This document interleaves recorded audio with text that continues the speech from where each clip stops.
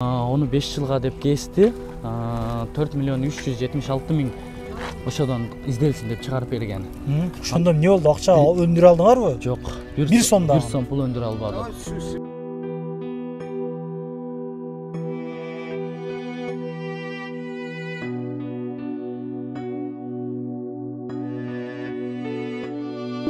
Ona töke kolumu жазайлы. Опа-оны. Охо. Жаным. Жүрөгүм. Ой. Молодец.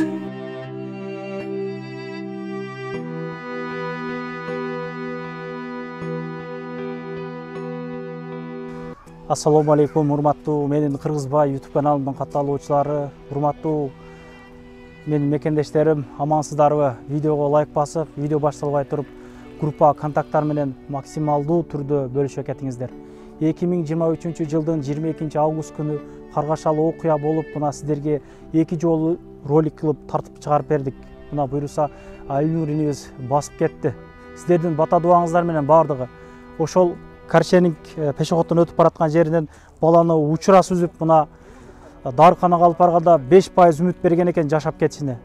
Ошентип сиздерге кайрылып кылсак, аябай көп бир туугандарыбыз көңүл кош эмес экен.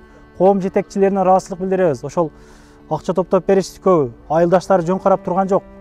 Мына 4.900.000 акча чогулуп, мына буйруса бала 4 ай реабилитационный центрде жатып чыгып, мына буйруса аттай болуп калыптыр.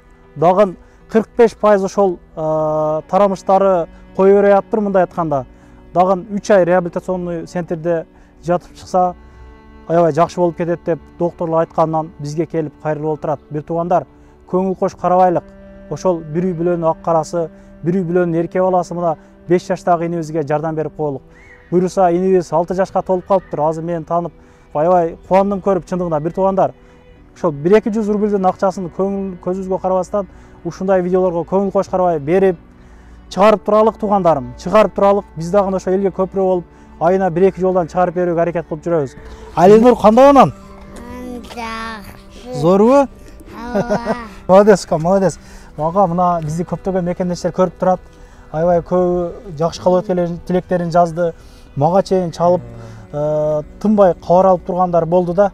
Эл менен амандашып, жана кыла бересиз, сүйлөй бересиз. Ассаламу алейкум, урматтуу кыргыз элим.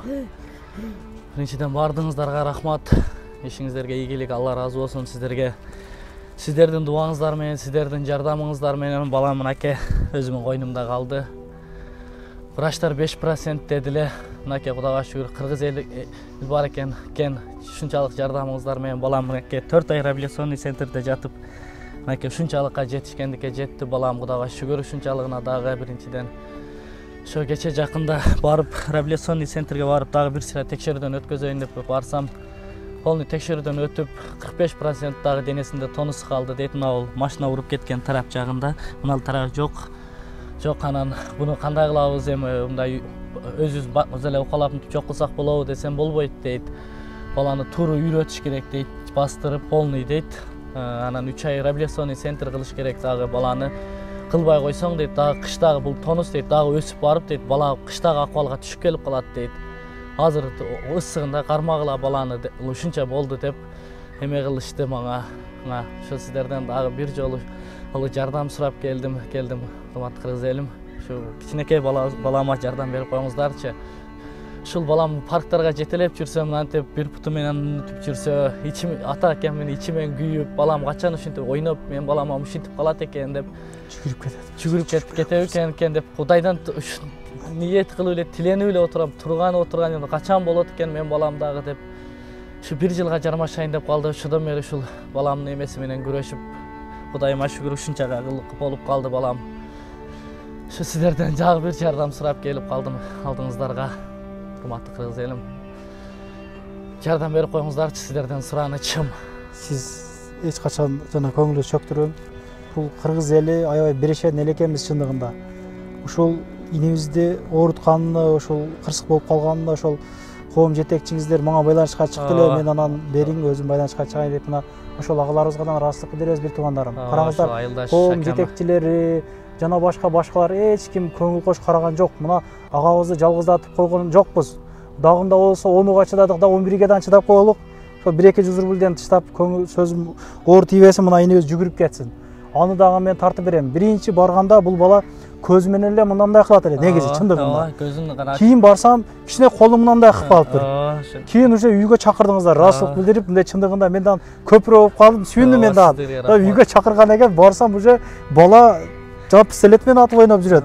Сүйүндүм, мен атым жанагы укам, май басып жүгүрүп кетсин. Мектептерге барсын, мына мектеп жашына чейин уже Кудай кааласа мектепке эл катары жүгүрүп калсын. Кыйналдым, бирок бир жагы Россияда жүргесин алиги жалгыз болуп, мына сыңысын, мына ичиндеги челесин алдыргы чейин почти 2 айлап больницаларда жүгүрдүм. Эми биз кыргыз экенбиз, буякта мигрант экенбиз, орустарга больницаларга барсак кабыл албайт, мындай кыл дейт. Кудайым бир сактады, баламдын мына челесиндеги пластмассында болот баягындай шуруп барбы? Шуруп кен балам негедир акылдуулугунанбы, баягы шуруп түшүп калыптыр оозуна. Тилинен алып туруп, акам мынаны карасаңыз деп мага шурупту алып берип жүрөт. Ошо шурупту жутуп алганда өтө каттык дагы эмеге кетип калдым эле. Баары жакшы болот. 2 ай 3 айлап жүгүрүп жүрүп ушуларын алдырдым. Ошондо жандагы уруп кеткен бала эмне деди? Эмне болду да ошол ишти? Биз 25 декабрь күнү соттун чечимин алганбыз. Биринчи соттукунча. Onu 5 жылга деп кести. 4 миллион 376 миң ошодон изделсин деп чыгарып берген. Анан 15 күндүн ичинде закондо жалп кылган мүмкүнчүлүк бар экен. Ода дагы менде да ол жалп кылды. Недоказанный сумма деп жалп кылды. Недоказанный сумма деген себеби биз жанагы биринчи эмеде биздин состояниябыз өтө бөлөк эле, шок состояние. Ана баягындай договорлор болот го, сумма төлөгөнүбүз үчүнчү. Ошол договорлорго кол коюлбай калган экен биз тараптанчы.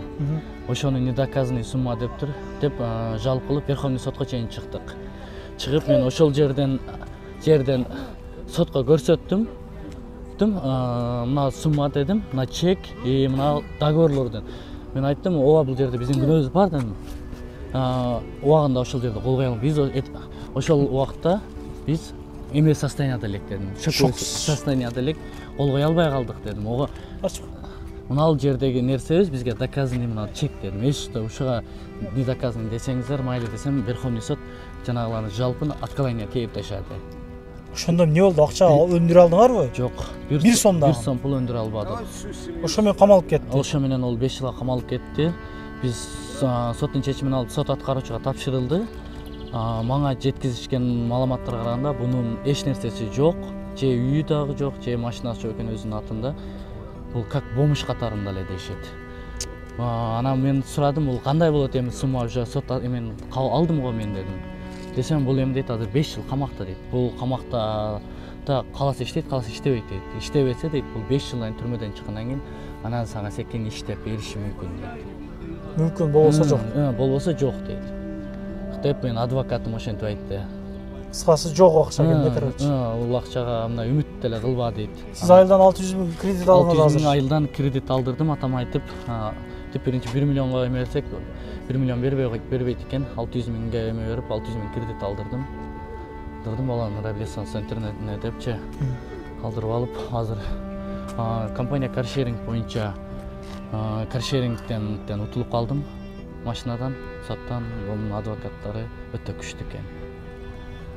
Бул жанында, Уралдын жанында да досу отурган аккаунт ошол досунуку экен. Досу ачып берип машинаны, өзү полный жана машина отурган листосун тартат го, тартып досу кылып берген да полный. Досу жанында эле отурган, берки менин виновныйым Уралга отуруптур.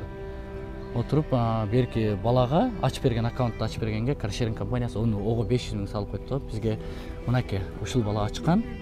Жанагы баланы мен өзүм дагы көргөнмүн да. Ушул бала ачкан машинаны. Кийин Уралга ким отурган, ол бизге неизвестный эмес ол. Ону бизге карабайбыз. Биринчи ачкан бала ушунун аккаунту деп. Жоопкерчиликти албады алар, эч нерсе. Алар эч нерсени жоопкерчиликти албай коюшту. Бул инибиз дагы ошол кече күн ошол жерден өтүп баратканда ата мен ушул жерде уруп кеткен да деп айтып бериптир. Кече 10 күндөй болуп калды, ушул жерден өтүп кетип атсак, ушул жерден мени машина сүзүп кеткенде деп ошону эстеп айткандан сүйүндүм бир жагычы. Акылы полный өзүнүн жайында экен балам, Кудайыма шүгүр депчи. Ошосуна чейин эстеди полный. Акыл жагынан Кудайга шүгүр, жемем жок, ушул тонусу эле болуп атат да мендечи. Ушуну жок кылып алсам Кудай кааласа басат деп үмүттөнүп турам бардыгынан. Уран ага бунун бардыгы Кудайдан келген суноо, сүйгөн бендесине берет дейт. Андыктан көңүлүңүздү чөктүрбөңүз. Мына агабыз канча күндөн бери биз менен байланышта жүрөт. Чындыгында мына тартып кеткен каналдарга да ыраазычылык билдирем. Мына Учкун агабыз, Рамазан агабыз, Бектур агабыз, дагы башкалар тартыптыр. Алардан да кичине тыйын топтолуптур. Рахмат. Ооба, сиздин номериңизди айта кетсеңиз өзүңүз Сбербанк 8936 8936 257 257 9540 туугандар, ниетти тууралап жана кыла берелик. Биз дагы бир себепчи болуп калалык. Колдон келишинче максималдуу түрдө бөлүшүп, өзүбүздө жок болсо ошол себепчи болуп калалык. Бирөө жарым которушуна беришинечи. Ошол берген менен барабар дейт да, мына Уранбек Т деп чыгат экен. Дагы башкадан чыгып калабы? Т У деп нерсе. Мындай чыкпайт а? Жок, Т деп чыгат. Ишиңиздерге ийгилик, эч качан оорубаңыздар. Ар дайым биримдикте, ынтымактыкта жүрө берелик. Бөлүнүп жарылбастан бир туугандар, көңүл кош карабаңыздар. Дагы бир жолу айтамын, 1-200дөн топто берелик эми. Бул жагы эми акырына чейин туруп берелик эми биз дагы. Ишиңиздерге дагы 1-2 басып коюп кана. О! Молодец. Красавчик экен да бул, а? Робот ойноп атасыңбы? Робот жүрүп атабы? Молодец. Мына караңыздар. Бул бала Кудай кааласа сиздердин бата дубаңыздардын айынан басып, мына Кудай кааласа күлүп, сүйлөп калды. Бир туугандар, көңүл кош карабайлык. 100 рубль, 200 рубль дагы бир жолу айтайын. Эч нерсе болбойт, андай мындай деп которбой койбостон, бир нандын акчасын болсо дагы которуп коелук Кудай ыраазычылыгы үчүн. Ишиңиздерге ийгилик, эч качан оорубаңыздар. Сизге дагы Кудай кааласа Кудай сыноо бериптир. Чыдап коюңар аягына чейин. Жүгүрүп кетсин. Тойлорго барайлык, Кудай кааласа, болуптур, тынч болуң, майли. Анан дагы мекендештер, кимдир бирөөлөрдө кирди чыкты маселелери болуп, ишеничтүү адамдарды таппай жаткан болсоңуздар, мен ушул жерге Сүйүн агамдын номерлерин коюп койгонмун. До конца айдайт, келгенден кийин 3 айга коюп берет, чыкпай туруп, чорныйдан базадан текшерип берет. Ушул окшогон 7 орундуу Альфард Сианалар менен чыгып келесиздер. Сүйүн кирди чыкты ушул жерге коюп койдум.